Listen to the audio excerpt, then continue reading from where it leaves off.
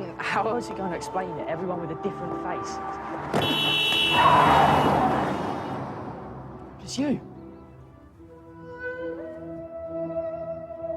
You're...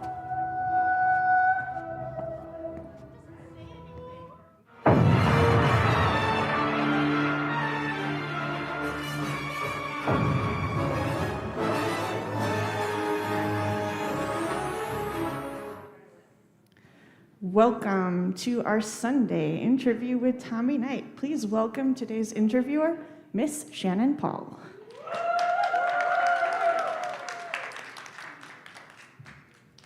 Hello, friends. Happy Console Room 2023. How's everybody doing this morning? Yes. And also, thank you to all of our virtual viewers, our Cybermen who are out there watching us, and so we appreciate them as well. Everybody wave to the back of the room. There we go. We appreciate you from a distance. It's all good. Hi, everybody. I'm Miss Shannan. I'm a comedian, speaker, radio, TV host, and all-around nerd here based in the Twin Cities. Very happy to be bringing our guest of honor to the stage for, I believe, the third time during our con. The way this is going to run, it'll be a monopolized conversation. We do, of course, want to let them go ahead and communicate, but we also want to make sure that you guys have a chance to get your questions into the room. If you're in the actual physical room, we have a mic right here in the center of the room that you go ahead and make your way to, and I'll do my best to make sure we get through all of the questions. For anyone who is watching us virtually, go ahead and throw those in our chat, and Queen Natasha, in charge of all of the things cyber related, will make sure that those questions are also in the room. So with that, are you guys ready for me to bring our guest of honor to the stage?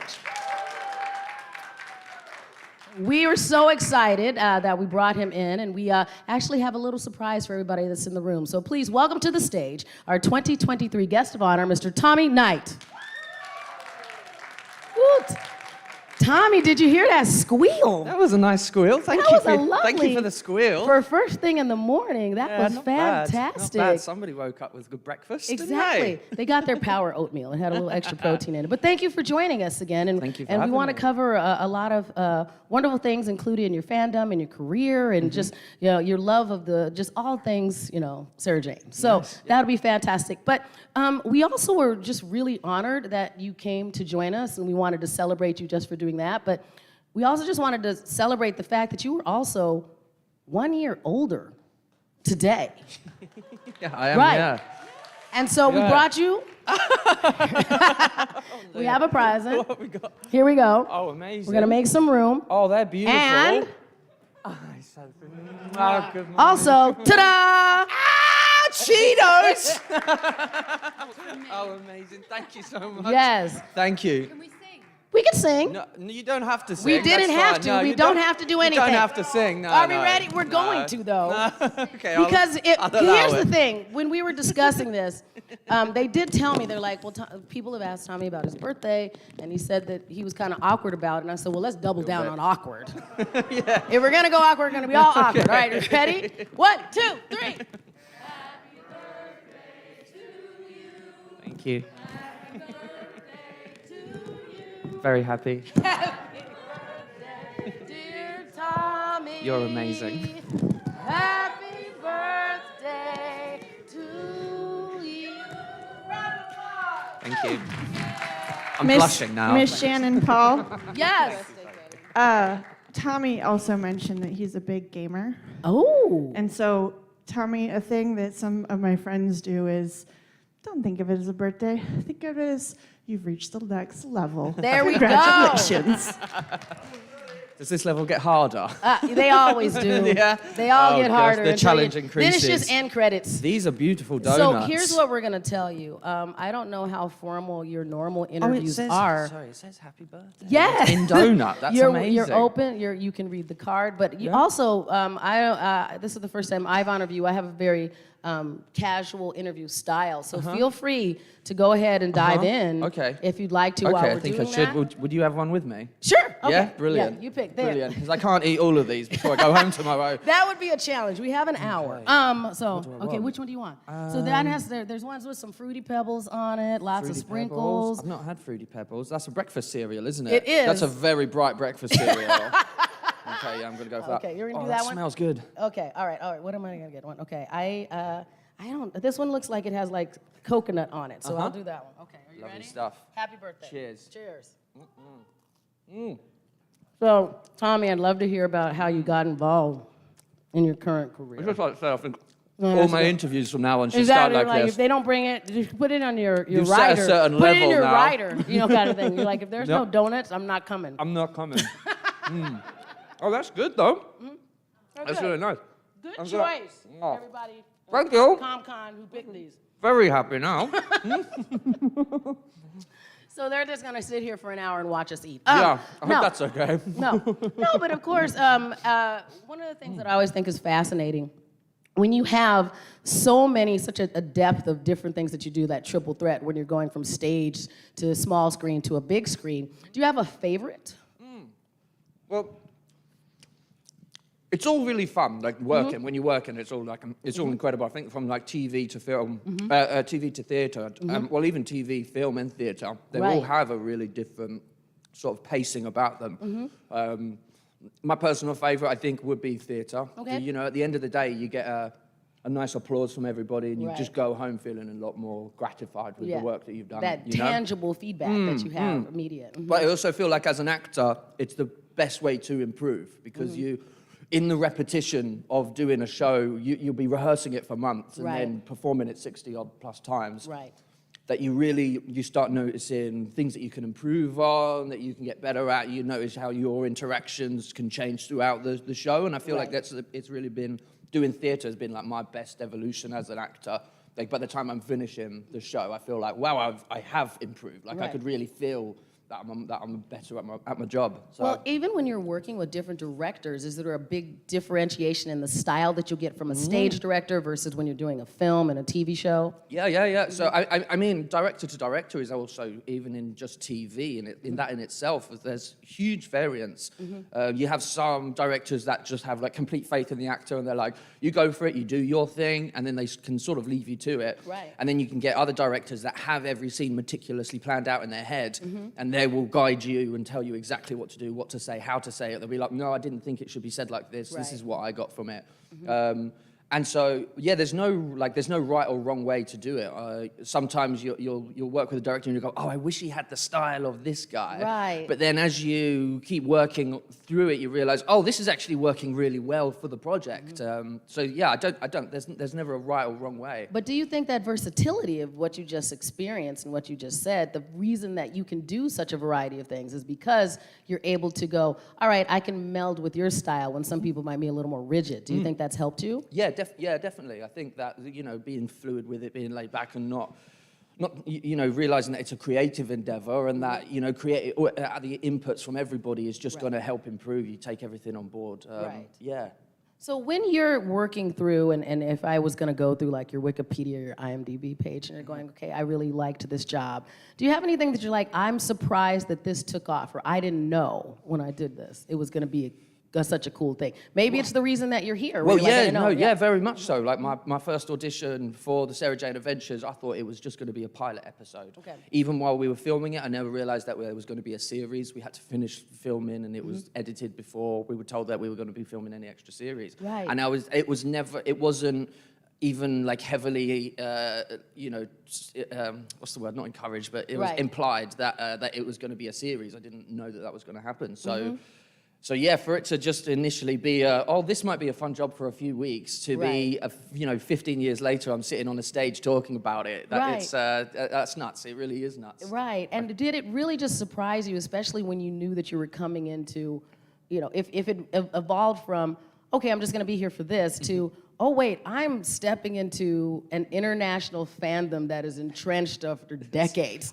I still haven't wrapped my head around that, and I've done quite a few conventions now, and every time there's just such a surrealness about it, to meet people and to talk about it and to have them be so interested in something that it was cool at the time, but Right. it wasn't like mind blow, it wasn't like I didn't realize how incredible it was basically at the time of doing Right. it. I was just bumbling along, being happy-go-lucky with it. You're like, cool gig. I'm Yeah. glad I'm here. I was Okay. like, this is nice. Like, I'll do my best for you guys. Like, we'll see what happens. Like, I'm sorry if I'm rubbish. Like, I'll try. Do you have that kind of ego when you go into a project where you're just like, I might be rubbish. Like, Yeah, do you know? yeah. And Which is interesting, because some people come in with all the swagger, so I'm just Yeah, curious. I think you learn that from doing a lot of theatre, is that even, you're over 60 performances, there's going to be 2 or 3 where you're naff, like by your own level, and that's just mortifying too. But it's Right. also very humbling to know that, I'm not perfect all the time. Right. I'll give it my best shot, and you just can't let the times that you are bad, you can't let that knock your confidence for the next day, because, that could be a snowball downhill, Right. couldn't it? Well, what's your process when you're doing a long-term project like that? When you're doing Sarah Jane, or you're doing even like a theater performance where you have to be back over and over and over again, how do you bring your full self as a performer, even though you're like, I didn't get enough sleep the last night or something I think like it's that? just I've got a real fear of letting people down. I think that's it. I'm always like a bit of a people pleaser. Like I have to, make sure that people are happy to be around me. And so, Welcome to the world of high-functioning anxiety. Yeah, it's exactly that. Yeah. Right. You're like, yeah. So gotta get it right. It's sort of that fear of I can't let myself down, and I can't let everybody else around me down. And on like a production company, I mean, there's so much money and effort and planning that's gone on that as an actor you never see. You know, like everything down from the costumes that have been worked on for months beforehand by the costume department to the locations that were scouted months and months before. They've had to get planning permissions. Right. Like they're only allowed to film on these certain days. So if we don't get the scene done on this day, then I don't know what it's going to do for the production company, because we can't film here tomorrow. Right. And so there is like a lot of pressure on that. And so I think it's that sort of pressure that just makes me go, all right, turn up with a smile. Like, people want to see me like, working hard and being positive that we can do this. And hitting your marks and hitting doing my all marks. those things. Yeah, Right. yeah. Well, what were the challenges, like, as you were working on the series? Was there ever just this was much more difficult than I expect, like some moments or, those things? And was it the physicality, or was it the storylines? I think the hardest thing was sort of that understanding like a work-life balance. Okay. Because when I was filming Sarah Jane, I was obviously studying at school at the same time. This was like, I was doing Sarah Jane from when I was 13 to 18. So it was really like my sort of formative years coming of age. Right. As a child actor, I think it is a lot more difficult to be, you're filming the same amount of scenes as the other people. Right. But in between these scenes, I have to go off and do tutoring and fill up hours of study. Right. Whereas all the rest of the cast, if they're not in the next scene, they get to run around and have fun, or drink a coffee and relax. But it's like, I'm sitting there and I'm doing quadratic equations like with my tutor. How much of that did you retain? Enough. Okay. I'm sure I can Google it and revise my notes. Enough that if a lady asks you on stage, what do you know? You're like, I know the words. That works. That's enough. I could look at it and go, I know what that is, but I'd have to Google how to solve it. So what of things that you were studying when you were a teen, and this is as the mother of a 14-year-old, I'm glad that you were doing your work, because my kid would not be doing it if I wasn't staring at him.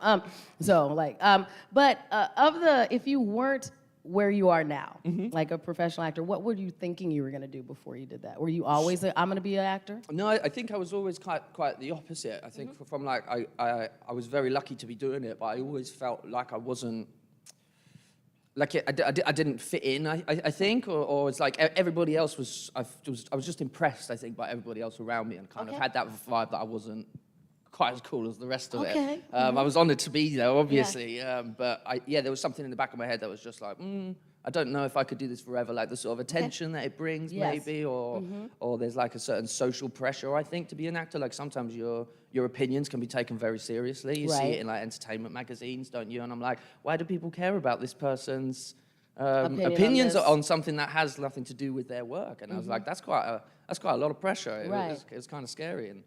And I guess the job as well is very unreliable. Like every time a job finishes, you're unemployed again. And then you're like, well, I really hope I get another job. Otherwise, like that better not be my last one. Right. Yeah, that's like another like source of anxiety that I think I realized quite early the work could bring. Right. So when I was younger, I always said, I want to be a pediatrician. Like I wanted to be a doctor and work with children. Did you want to really be a pediatrician, or did your parents want you to be a No, pediatrician? my parents, well, my mum was like, do whatever makes you happy. She was like super really duper cool. supportive. Yeah.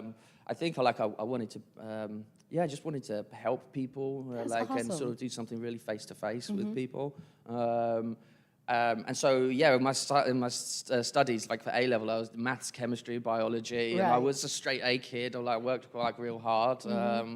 And then I think I just kept riding the wave. I was very lucky that I finished a job and I got one shortly after, and then the same again and the same again. And then I'm like in my mid-20s, and I was like, I should have gone to university. I should have done this now. And But why do you think that you had that feeling that you should have? Why did that should have come up for you?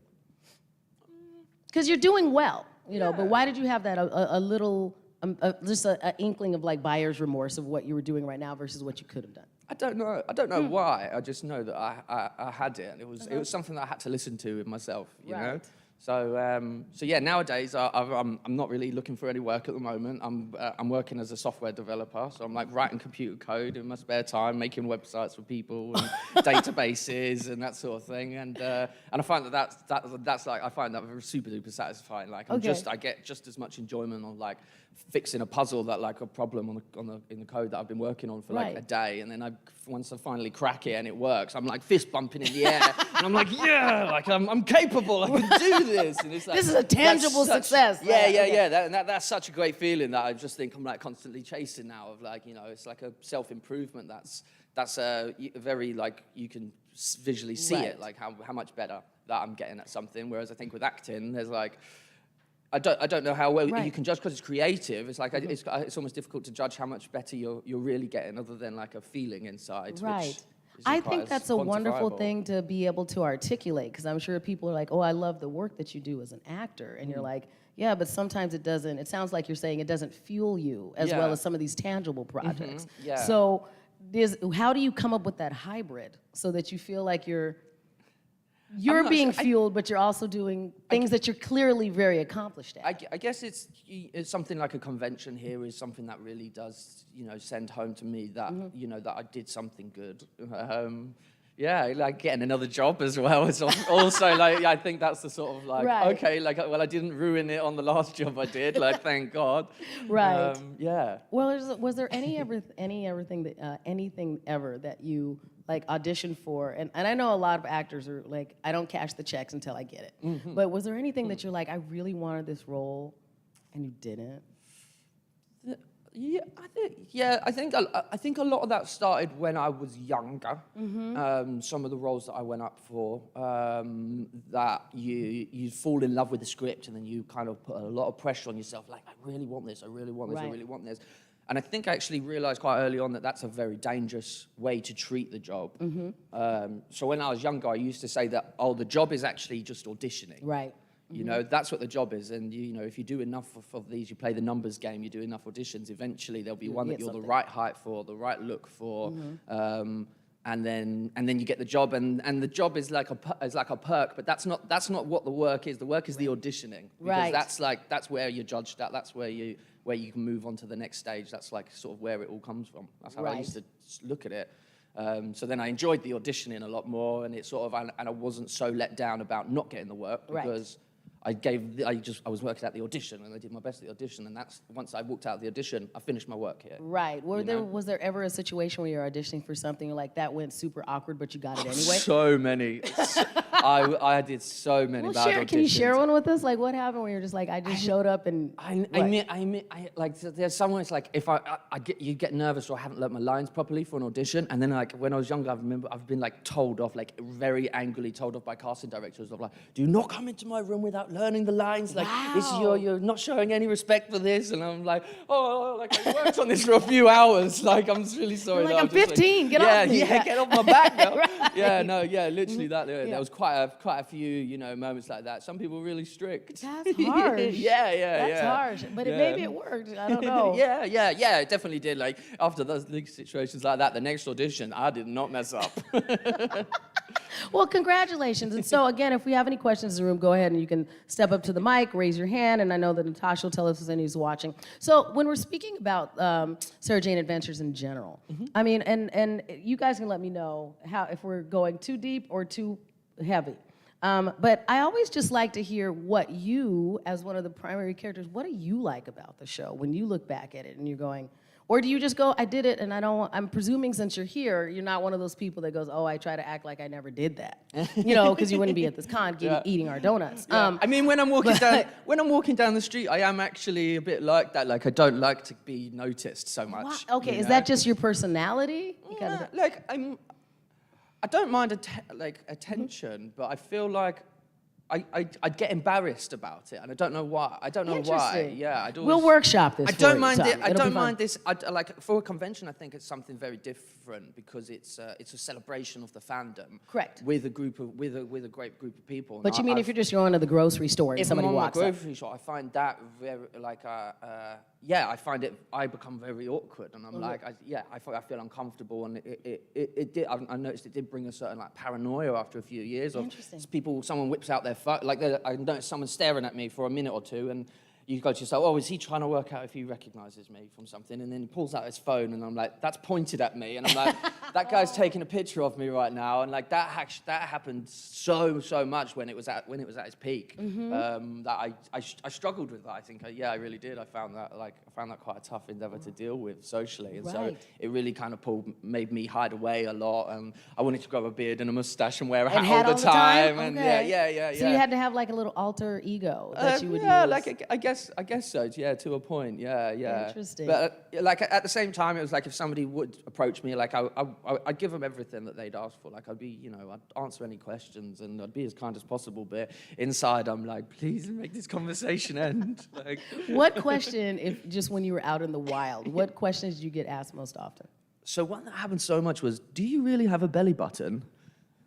So my character, no, right? My character didn't have a belly button in the Right, show, right? yeah, Because he was never born. Right. Essentially, he was created in a laboratory, and so there was, you could see I didn't have a belly button, and so I couldn't tell you. There was a span of a few years where I must have showed my belly button to 100+ strangers. Because they just didn't believe you. yeah. They're like, I'd be like, yeah, I have a belly button. I'm very human. You see them looking at me like, are you sure? are you just in the grocery? Just wow. Yeah. Well, see, I knew you meant awkward, but I didn't think you meant I have to show my navel to awkward, right? I mean, I get enough when people ask me to touch my hair. They never ask me to show me their belly button. And you did it. You're a kind human. Oh yeah, I'm happy to make you happy. Did they take selfies with like your navel? I think it's happened once or twice. Yeah. Wow. Yeah. That is crazy. That's I've got wild. a problem. I can't say no. You can. I can. choose I not can. I choose not to. Yeah. That is wild. That is wild. But yeah. what were some of your favorite moments on the show as you're creating? You had so many wonderful seasons. The big days were like the sort of stunt days where we have an explosion happening, or there was a couple of times where we have like a monster explode and we get gunked. Yeah. That is so much fun to film. Like that is Really? well, it's fun, but it's also like there's so much pressure. Because you're told all day, this is one take. We can only do this one time. We You only can't have mess this up. much gunk. You can't laugh. Yeah, because it's the cleanup afterwards. Okay. Because the entire set behind you is going to be covered in the gunk, and they have to clean it up. So there was like one in Sarah Jane's attic. We had some Slovene explode, and they were like, "Well, this is actually we're not going to be able to film in here again for like 2 or 3 months because Mr. Smith behind us has got computer keys and keyboards and wires, and all of that is going to be completely covered. So they have to take everything apart, clean out all in between every little crevice, and then put it all back together. And you're like 15, and they're like, here you go, Tommy. Yeah. And you're with so I'm with Danny, Angeli, I'm with Liz, and we're all there. And like just as you're filming this thing, there's a giant machine, like a hydraulic machine that like loudly rumbles, like they're like building it up. The director's there, like, okay, everybody ready? Like we're about to do this. And like Right. you're looking at each other, and you're like, okay, Danny, do not make us laugh. Like I swear to God, if you make us laugh, like we're gonna rip your head off. So there's like a lot of pressure, and then you're standing there, they're doing a scene, and they do this countdown, and you're staring at this like black hole, and you're like, I don't know what's about to come out and hit me. I don't know how it's gonna feel. Is it gonna be cold? Yeah. Okay, Well, we'd kind of seen it before, these buckets of goop that they'd had, and I remember asking what it's made of, and I think the guy told me that it was like a thickening agent from McDonald's milkshakes. Okay. Or something similar like that. So Yeah. it was just like thick, and they put some xanthan gum mess thing. and Okay, then they put yeah. some food coloring in it to make it look extra gross. And then they've chucked it in this big noisy machine, and it's gonna fly at your face, and you're like, I really hope it doesn't go in my eye, and I'm suddenly like twitching, or like, you want to try and. Right. How does a person react when they're covered in Getting gunk for real as well? After a thing exploded That's at a them. question that you never get an answer to until you're covered in gunk. And that's a much different method acting type thing that you have to do there. Like to get in the mental space of what would I act like organically? Yeah, no idea. Still don't know to this day. Like, I just sort of freeze up. You're like, that's really cold. You're like, I can feel it trickling down my back now. Do I wipe it or do I just keep reacting? Like, you don't know what to do. And just waiting for them to say cut. Uh-huh. Wow. Uh-huh. Yeah, wow. you're just standing there absolutely freezing cold, covered in gunk, looking at each other. Like, I know a lot of us. Don't laugh. We might have interesting jobs, but I don't think any of us can top that you get splattered in gunk story, right? it's Anybody nuts. that's out here. Yeah. So, was there? I mean, now when you look back at it, I really appreciate how much joy you have of it. But when you were doing theater and you're clearly not going to get gunk, like, did you ever have those moments where it's like, I'm a thespian, and look at me now, being covered in gunk, or was it, or was it super fun? Only in jest, I think. I never really took it serious. I think because I never trained as well. Okay. It was probably like a big part of it. Like Okay. I'd see actors come out of drama school and they would talk about the different styles of acting, and a lot of that always went over my head, and so Okay. I felt like I couldn't. You're like, I'm just cool at this, and so they I cast was me. like, well, no, it's like I have no idea what I'm doing. Like it was real, like imposter syndrome the entire Okay. time that I was there. Yeah, that must have been really rough though. Where you're like, so no wonder it sounds like you're like, well, I'll just go find my textbooks because I know how they work. I know how they work. Yeah, there's a right and a wrong answer to that. Yeah, yeah. Right. That's a lot more simple for me. Right. Well, when you're talking to other people now about whether if they're going, okay, well, how are you picking your next project? What do you want to do? How are you deciding that now? Because you have your anchor, your I don't want to say that, your base, where you get to go, okay, here's my software thing that I'm doing. But if you're like, hey, this is the kind of project as an actor that I might be interested in doing next, how are you making those decisions now at this point I in your think career? right now it's just, I feel like once you've opened a book, it would be a shame to close it. So, for something like Luke, I feel like I've started this now. And so if anything comes along and they're like, we want to do this for Luke, Right. I'm at their mercy as far as I'm concerned. Like I've committed myself to the character. And so anything that they want to do with it and they have planned in the universe, I'll be happy to go ahead and finish my work and carry on doing that. And did you enjoy the evolution of where your character moves, like going from like a teen into here's what I work as an adult? Now and my character's at university Exactly. and he's living with his boyfriend. Right, and kind of thing. And you have this relationship that you have to deal with. Oh, you didn't? Yeah, okay. We have to back up. Yeah, but about you and your boyfriend. I was like, I really loved reading about that and the way that they were organically trying to have your character evolve and be that for the fandom and for people. And so for everybody who doesn't, can you share that and what they were evolving the character into rather than me doing it? You do much better. Obviously, we never quite finished the stories of Sarah Jane. We were halfway through filming the 5th series when we took a break, and then we fortunately couldn't return to finish filming. But of some of the future scripts and the future things planned, Russell T Davies I think he'd always had in his mind that Luke would end up as a gay character.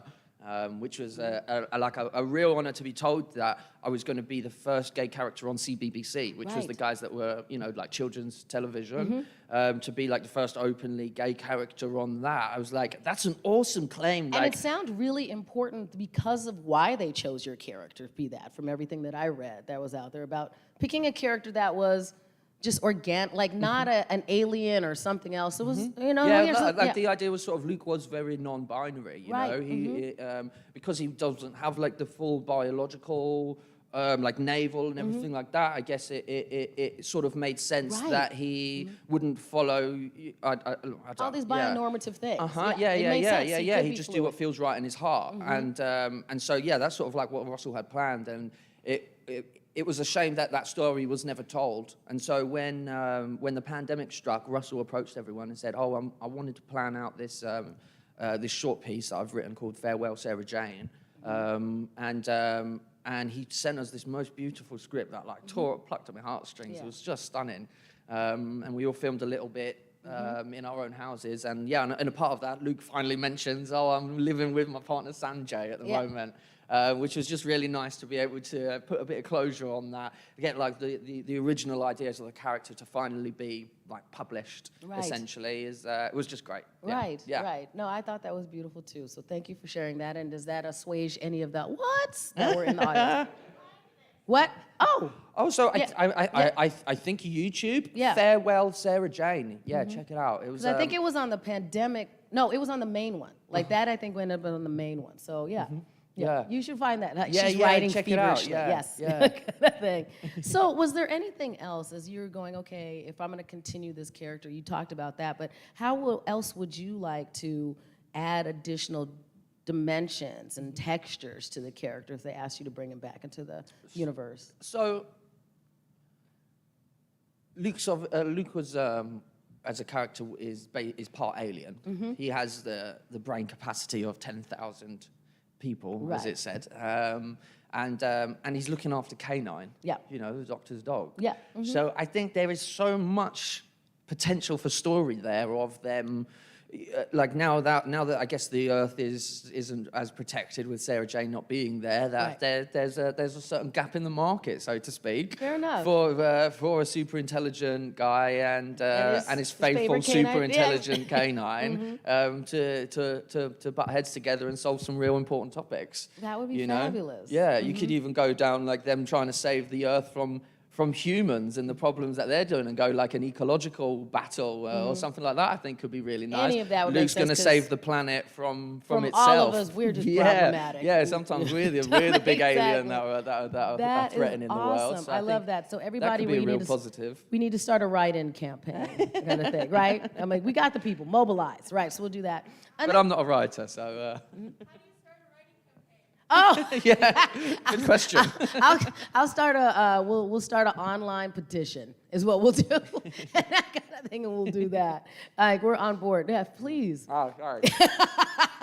I'm just sitting looking at it. I'm talking too much. You could have done this whole time. You're never talking too much. You can always do that. And if anybody, really we do good. have a go ahead, friend in the You room. What is your betcha. question? So, as part of the fandom, you have obviously traveled throughout the UK to going to conventions.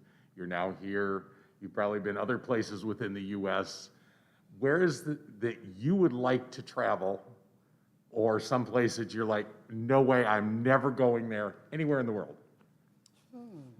I don't think there's anywhere I wouldn't go. I think as I've gone to more countries around the world, I feel like it's opened up my eyes to humanity in a sense. You know, you see so many different people in different cultures and you go, oh, wow, like if I was born here, I would be like this. You know, if I was here, like I would be this. And sort of to be able to see so much of the world is just like, I'm very blessed to be able to have done it through the work. Where would I like to go? That's a great question. Minnesota wasn't the top of the list. Yeah, it was, yeah. It was. And I've done that now, so what's next? I don't know what check can, mark. I don't know what can top it.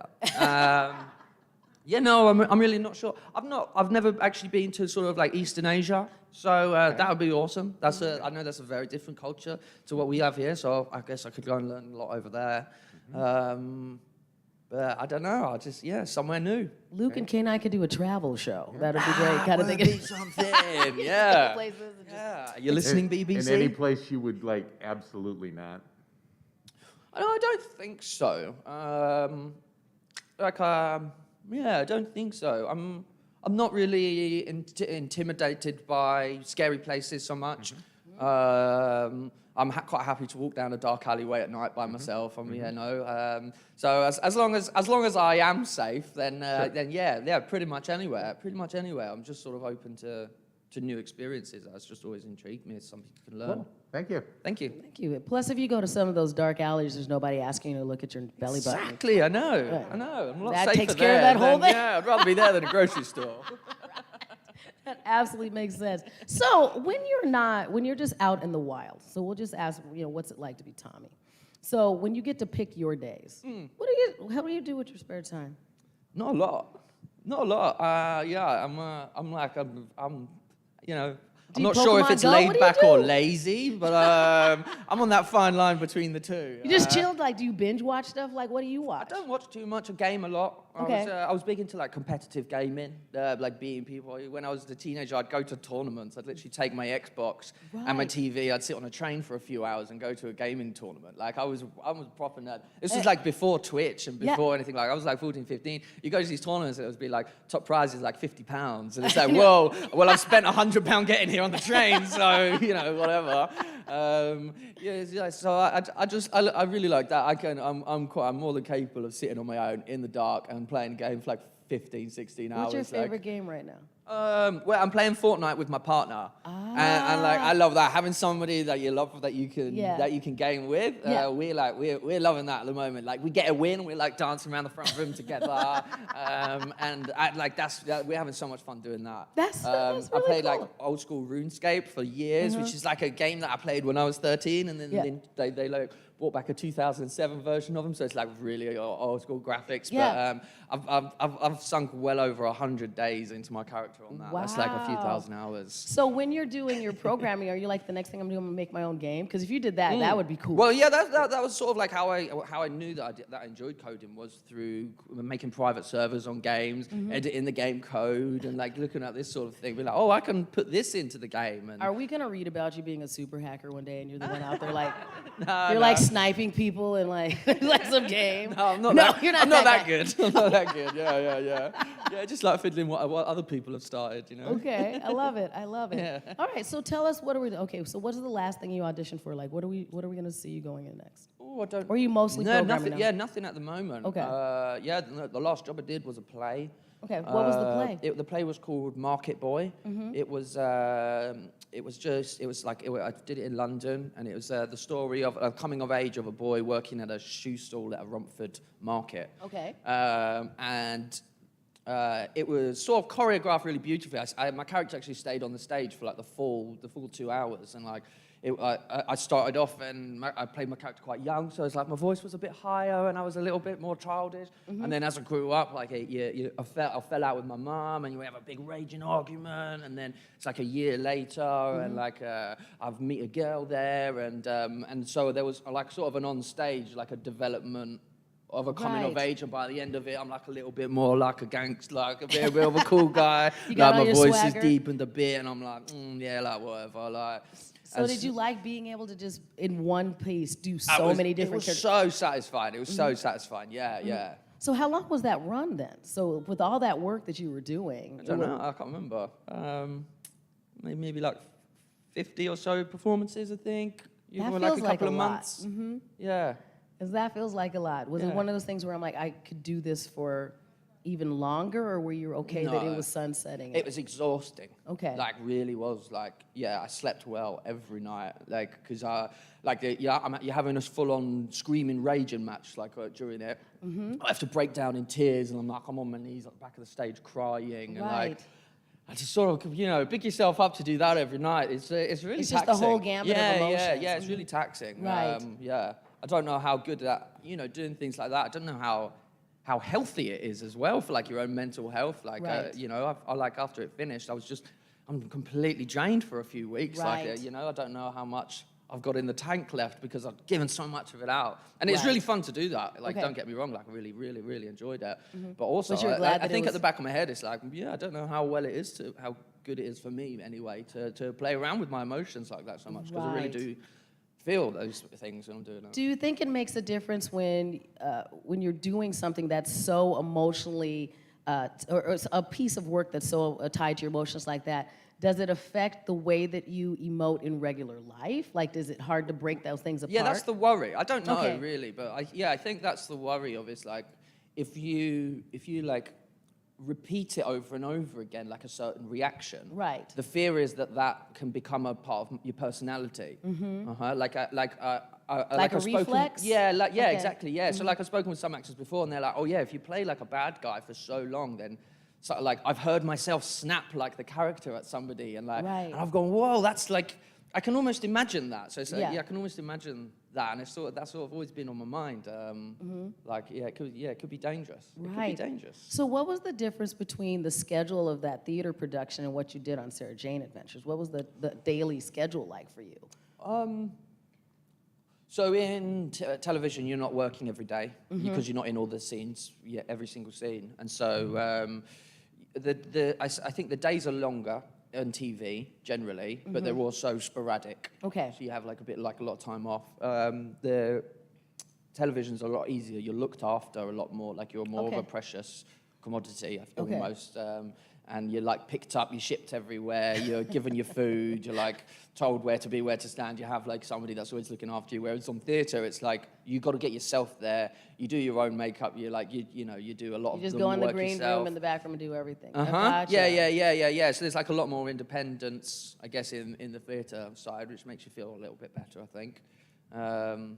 What do you mean makes you feel better? Like because you didn't feel I don't know, as coddled? Or like, yeah. I feel like sometimes it's like getting picked up every day and like getting shipped everywhere and like having everything delivered to you. I'm a bit like, I don't want to turn into a diva. Like, you know, like I can do these things myself. So no wonder you're like, don't bring me donuts. That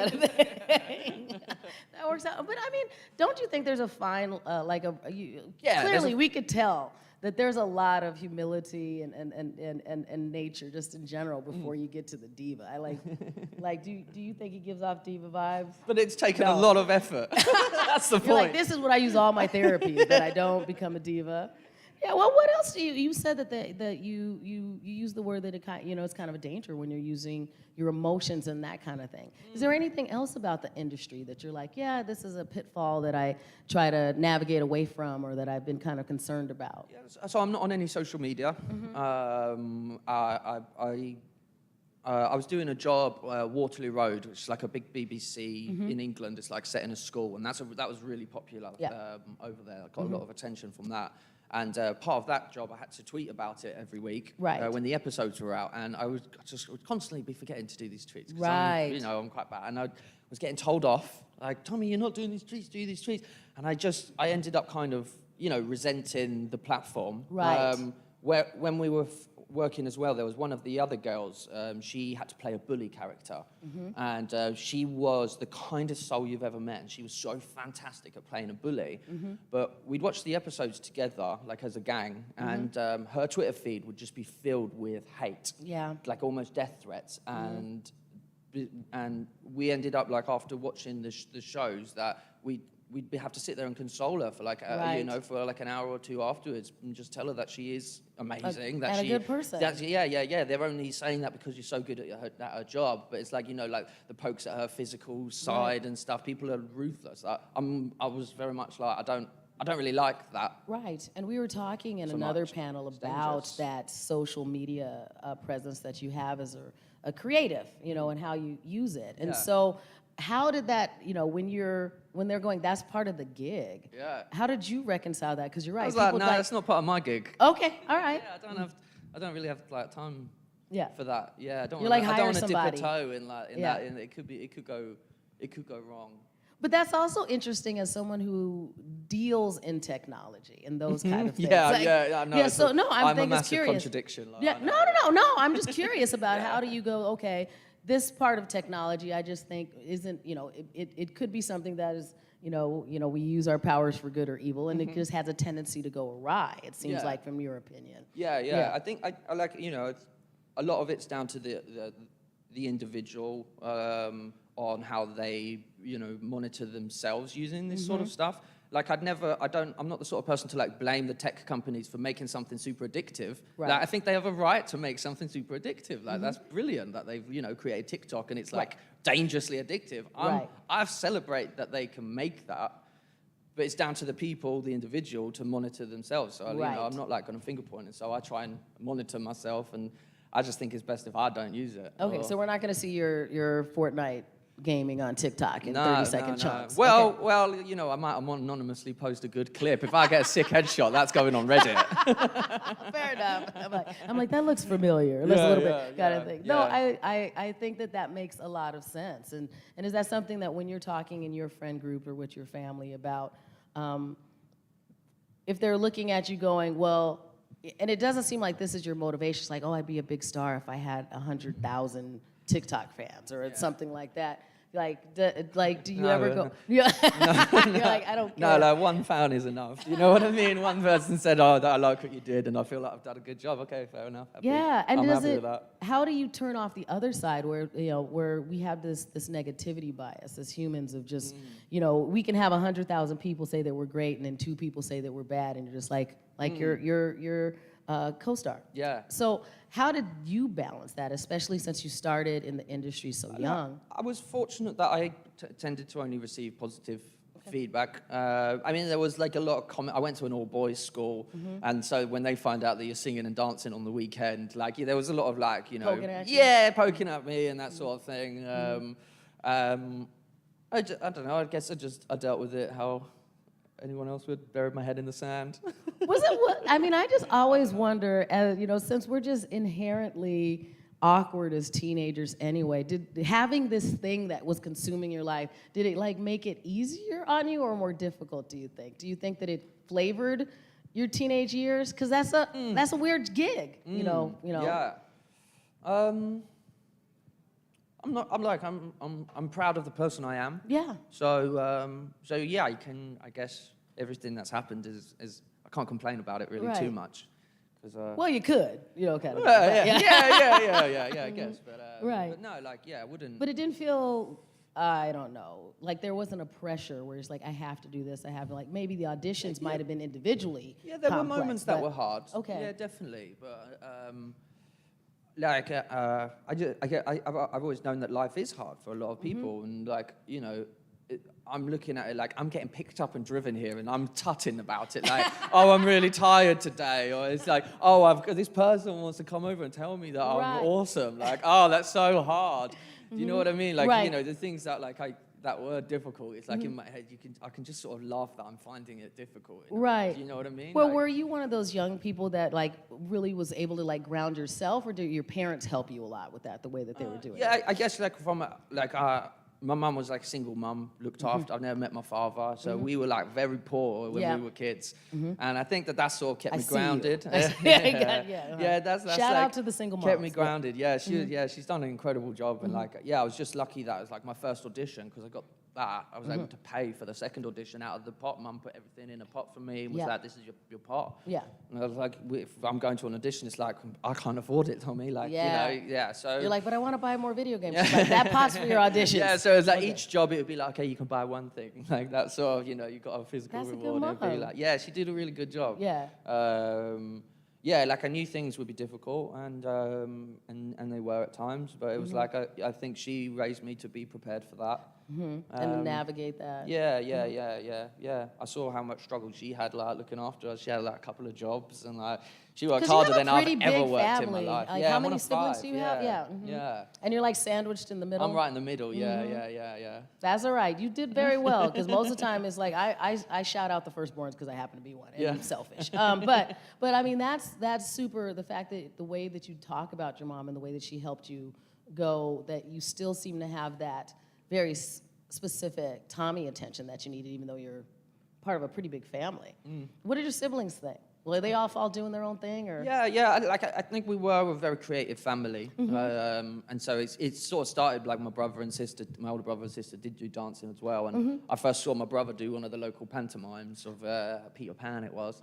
And that was sort of me going, this is awesome. Okay. Like, look at the lights and Right. the dancing and the spins and Yeah. like just sort of being amazed by that. And that was that's why I started doing the dancing too. And Right. so, yeah, we were all really creative. And then like as my career was taking off, we learned about, you can go online and find students who are making films and then Yeah. apply for these and go and have experience working on a film set. So we all had little goes at doing that. Right. There was nice support like in the family.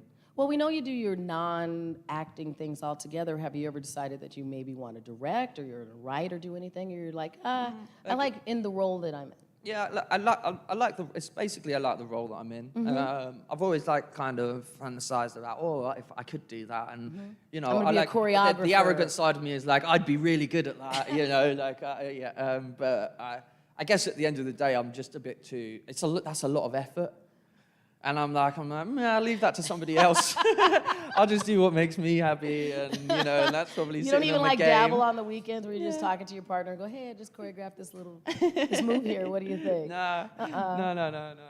That is, I mean, I feel like you have, we talk to people all the time, and we use the word balance, but people don't really have balance. But it sounds like you actually have figured out a way to have balance. What do you think that key was for you? I mean, it doesn't feel like I have balance. Okay, Yeah. why? Well, you know, I have a lot of down days, and you know, I guess I've like struggled with mental health, like myself, like depression, anxiety, Right. sort of keeping that. has been a struggle the maybe last 5, 6, 7 years of my life. So it's like, you know, I'm not perfect Right. by any means. I guess I look back at it and it's like I know I've made mistakes, but they're like learning points in my life, and so Right. it's just I'm not too hard on myself. Basically, and maybe that's the key to making it look like I have balance. It's Right. like just keep an open mind. And you just process, you know, yeah. thing and kind of use it to fuel you as you move on to the next part Yeah, of your project. yeah. I don't know. Well, what do you want to, like, because I know it's hard, like, you seem very, so we're not going to say, what do you want to do with the rest of your life? What do you want to do in the next 5 years? Buy a house. Haven't Okay. bought a house yet. Do you know where? Have you been, like, shopping, like, looking? Like, what kind of house do you want? Oh, something little, something cute, a little garden, a couple of dogs. I don't know. Maybe near the seaside. Okay. I like the seaside. All right. Yeah. What would the decor look like? Like, are you a big nerd like us where there'll be a room that has a bunch of stuff in it? Or, like, what do you nerd out about? My place at the moment, I'm like in a little one-bedroom flat. I've got lots of plants. Quite minimalistic. Got my gaming consoles. I've got like a shelf of all my Tic Tacs or little memories from little jobs here and there, and gifts from people from, you know, places like this, and quite minimalistic. I don't have a lot. Interesting. Yeah. Like, are you one of those people that this is like you have 7 outfits that look like this and you just rotate them through the week? You've just nailed me. Yeah. You're like, this turtleneck today, and then it's Tuesday, that turtleneck. That makes sense. Yeah, it's real chill. So is your partner the same? Like, do you guys match? I'd say she's pretty a bit more, minimalist she's too? a bit prettier than me, in the things that she does. But I don't think either of us are like So you just hoarders. jam, Yeah, right? we're both happiest like in our jammies on the sofa, and that's like where real life happens, you know. Right. That's like where I feel safest and happiest, and all the work that I do is so I can spend more time doing that. Right. And I feel like that's when you're winning at life. It's like when you're doing like what you want to do, which Right. is for me nothing. And so like the more time I spend doing nothing, the more I feel successful. Do you know how long people have to go through that journey to know that what they really want to do is nothing? Like, that's, like, it takes people decades, and you're like, I'm only 30. Are we 30 today or 31? Yeah, 30, Yeah, see, look at that. It's like, that's an accomplishment. Oh, thanks. That's well done. So you deserve all of those donuts. That's right. So, okay. So I want to make sure that because we're at about 7-ish minutes. So if there's any other questions in the room, you need to go ahead and get those in now so we don't end up rushing. And I don't see Natasha waving at me, so I presume that everybody that's online is having a good time or too tired to type anything in. Is that right? Thumbs up? Cool. All right. So, no, come on over. Come on, friend. Could you tell me about one of your early programming projects, and what's your favorite programming language? I mostly write in TypeScript these days, like a subset of JavaScript is what I started learning in. Like my early projects were like I made a weather app that takes info from like open weather AI, and doing things like creating logins was like something I found super duper fun. So like, you know, just on like a page that would say create your username and password, and then learning how to like take the passwords, hash the passwords, put them into a database, and that whole sort of process of like almost like cryptography I found super duper interesting. I like the more front end development side, so writing in CSS and making things look pretty. That's really fun. What other projects? Did the things like I kind of like copied things as like initially. So like I made a Spotify, I made like a fake LinkedIn, like sort of copying other websites and just sort of learning how the whole project is put up the full stack. So is that how your brain works? You like reverse engineering it and just figuring out how things work? I guess yeah. Like I like all of my technology things that like whenever it breaks, it's like if my iPhone broke, I take the whole thing apart. And I'm like, I see what's inside it, and like, oh, I can replace this screen, or this bit's the bit that's broken, and then I'll order it online and fix it, like fixing laptops, that sort of thing. It's like really cool, yeah. So you're sitting there going, all the fiddly bits that the rest of us are going, I'm gonna trash this. You're like, oh no, you can fix it. Yeah. That's cool. Yeah. Yes.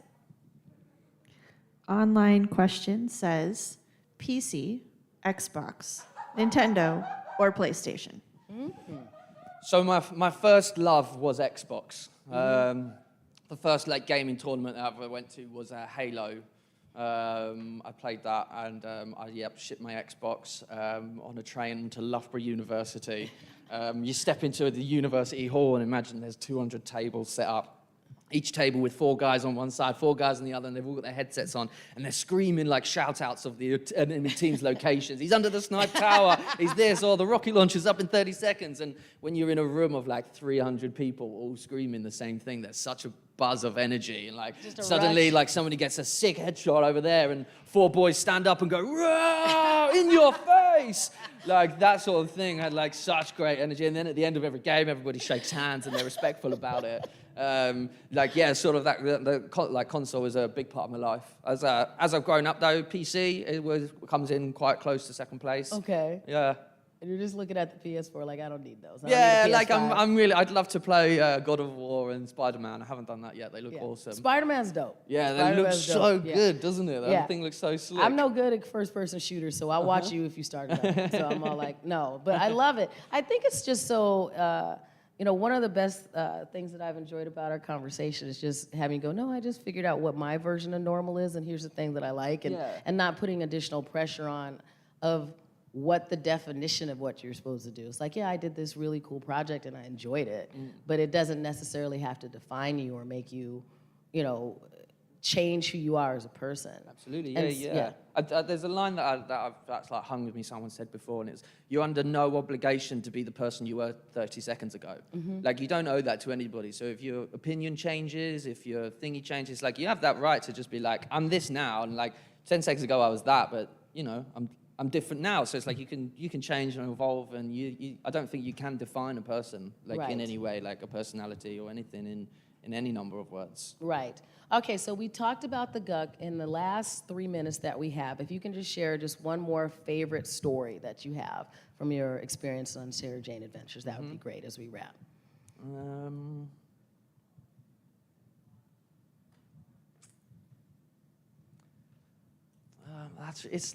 There's a lot.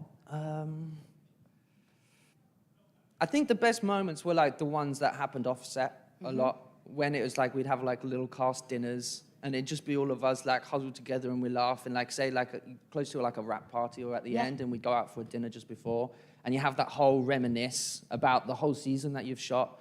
Those are just some really nice moments to hear the other person's perspective of the whole journey that you've been through. It's like it's really nice to have another person's opinion, basically, of like, we've been filming this for 5 months now. We've all been pulled away from home, and we're living here in Cardiff, and like the only friends we have are each other, like locally. You develop really close bonds with people, and like when it finishes, there's just a real sort of like a bittersweet feeling of like we feel like we've done good. Like we hope we've done good. Like how did you feel? Like what did you enjoy? And yeah, I think that all my favorite moments have sort of been like the offset reminisces together, or like, do you remember how funny that day was, or this thing, and you're like, oh, I completely forgot about that.